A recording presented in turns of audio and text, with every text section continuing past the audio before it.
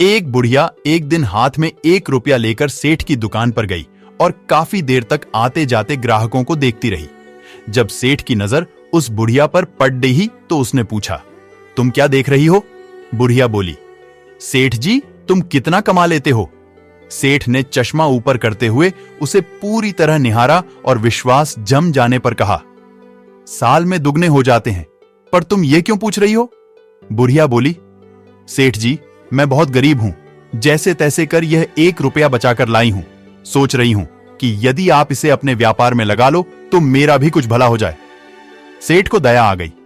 उसने अपने मुन्नीम को बोला, इस बुढ़िया का 1 रुपया बही खाते में जमा कर लो। बुढ़िया बहुत खुश हुई और जाते जाते बोली, सेठ जी, मैं 25 साल बाद आऊंगी और अपनी अमानत लाभ सहित आपसे ले लूंगी। सेठ ने भी कहा, ठीक है। बात आई गई हो गई। 25 साल बाद बुढ़िया सेठ से अपने रुपए वापस लेने आई। सेठ जी ने मुनीम को बोला कि इसे 10 रुपए दे दो। बुढ़िया बोली, नहीं सेठ जी, जो मेरा हिसाब हो सो दे दो।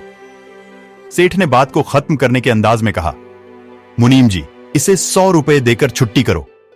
लेकिन बुढ़िया इस बार भी बोली कि नहीं सेठ जी, जो मेरा हिसाब बना हो सो दो। हारकर सेठ ने मुनीम को हिसाब लगाने को कहा। हिसाब लगाने के बाद मुनीम का सिर चकराया और उसने सेठ जी के कान में कुछ कहा। सुनकर सेठ के होश फाख्ता हो गए। दोस्तों, अब आप सभी के लिए यह प्रश्न है कि आखिर मुनीम ने कितने रुपये का हिसाब बताया?